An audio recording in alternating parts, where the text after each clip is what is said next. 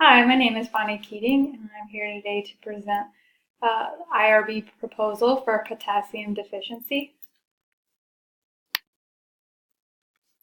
The purpose of this proposal is to study the correlation between energy drinks and hypokalemia. Hypokalemia is a potassium deficiency when your serum potassium levels are less than 3.6. It's important that you have proper potassium levels for fluid balance in the body. Potassium helps in nerve and muscle function in the body, so if you are deficient, obviously you're going to struggle at doing those things, and especially when it comes to the muscle like the heart. So if the heart isn't working properly, obviously that could lead to death. Also can affect blood pressure, low levels of potassium, and too much sodium can raise your blood pressure. Other ways, excessive sweating, anything that you take that will increase urine output could also leave you susceptible to potassium deficiency.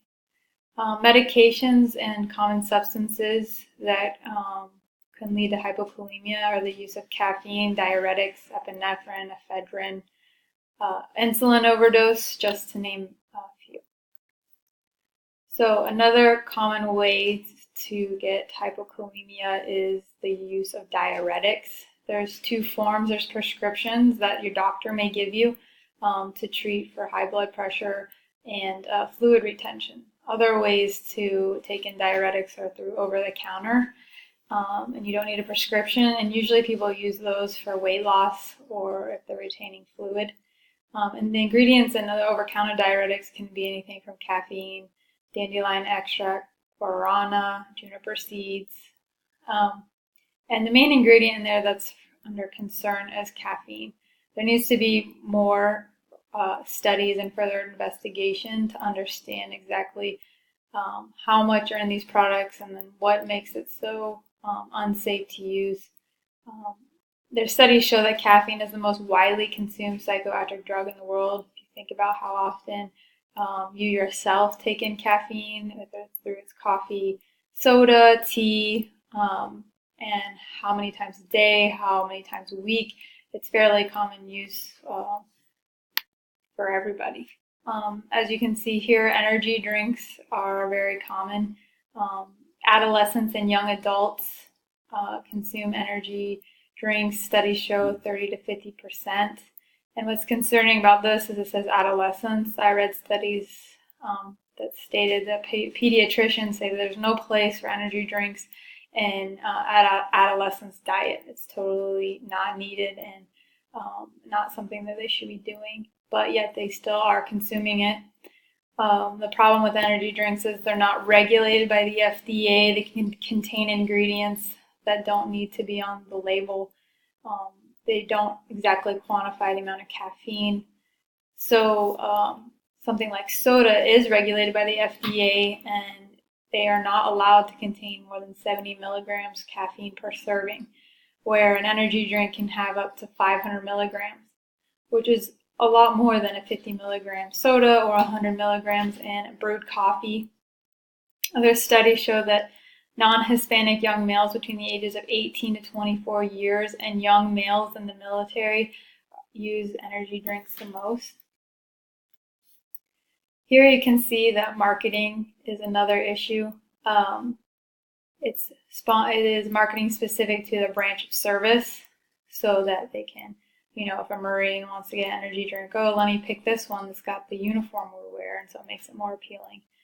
If you look over on the other side, they use language or name products as something that would be a military member would be familiar with, like ruck pack. A ruck is something that military members use when they're out in the field. You can see here at a Marine Corps event, Monster came out with their big truck and their fancy tents trying to promote Monster and make it sound like it's a positive thing.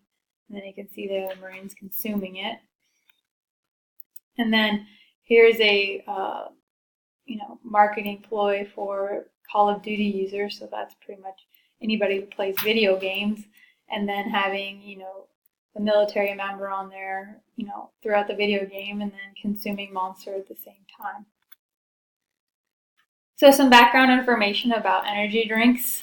Some of the symptoms when drinking energy drinks: headaches, anger. You may have to go to the bathroom more frequently. You could have difficulty breathing.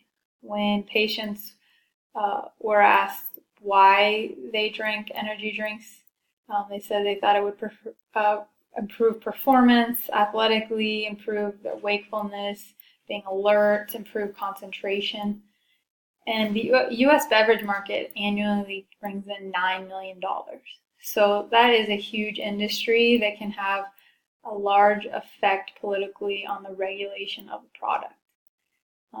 The ingredients on the product are not specific in labeling, so they might have words like energy blend or proprietary blend, which means they have a blend of ingredients that they don't list. So on top of caffeine, there could be other things in there that could be harmful, but they're not.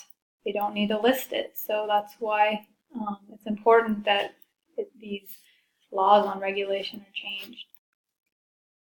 So a study in Afghanistan with military members deployed in 2010-2011, it reported that 81% of military members use at least one energy product daily.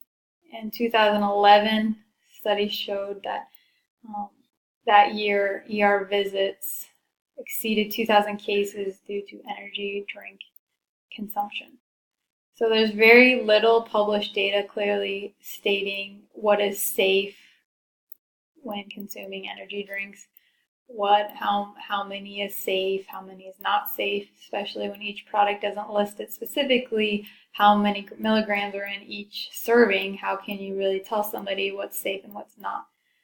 Lethal caffeine doses are considered to be anywhere from 10 to 20 grams of ingested caffeine. So if we go back and remember that one energy drink could possibly contain 500 milligrams, to get to 10 grams, that's only 2 drinks. So that's concerning. 2 case studies that I came across with hypokalemia in the military specifically was a 29-year-old French soldier with caffeine blood concentration of 106, which was higher than the lethal dose. He had severe hypokalemia at 2.2. If you remember, anything under 3.6 is considered unsafe. His symptoms were agitation, tremors, sweating, severe tachycardia, and again, he took this involuntarily.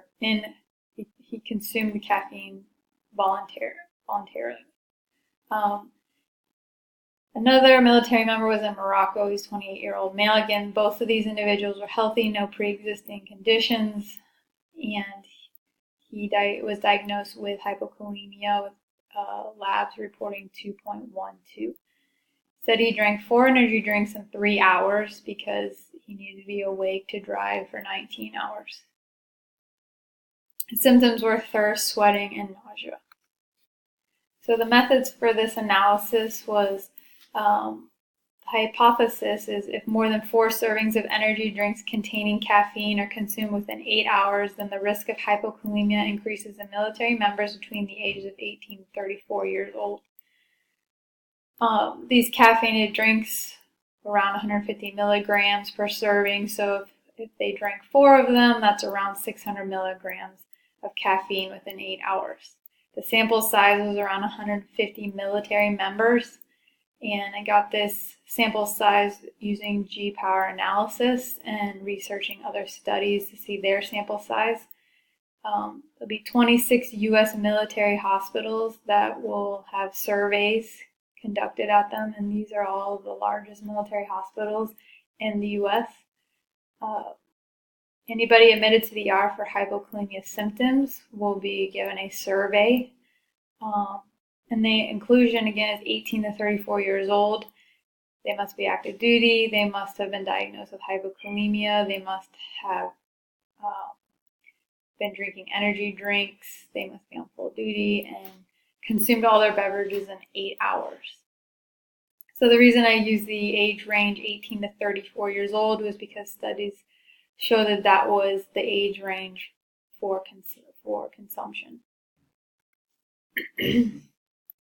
So first, we will give the participants to sign a consent form just so that they understand everything about the study, all the potential hazards if they participate, and for them to understand that all their information will remain private and nothing can happen to them if they participate. Their command's not going to find out that they drink caffeine. Then they will be assigned a code so that they don't have to use their name, and so they can feel that participating won't have any negative backlash. We will collect demographic information like branch of service, years in the military, male, female, their location, where they're currently stationed. Then we'll collect health information just to make sure they don't have any underlying conditions, health conditions that could affect their current health status of hypokalemia. Then we'll collect biometrics like age, weight, height, and then they will be given a caffeine survey, and they will circle the best choice, such as how many hours between consumption of each serving of caffeine, how many caffeine drinks did they have, what did they drink, and the data will be collected using SPSS software, using the Pearson's chi-squared test to determine the relationship between the number of servings of energy drinks and the potassium levels in those diagnosed with hypokalemia. So for the results and discussion, the Pearson's chi-squared will be used, and SPSS will determine the correlation coefficient of R, which could vary between -1 and 1. If that coefficient is anything like 0, then that will show that there's no relationship.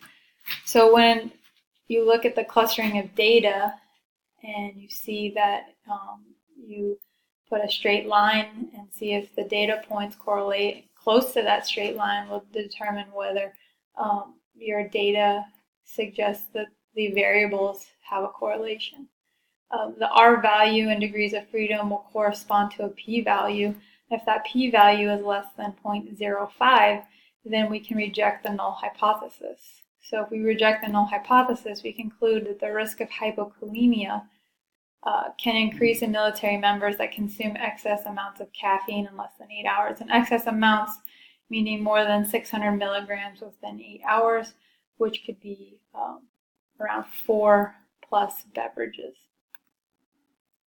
This is the reference list that I used, or all the references in this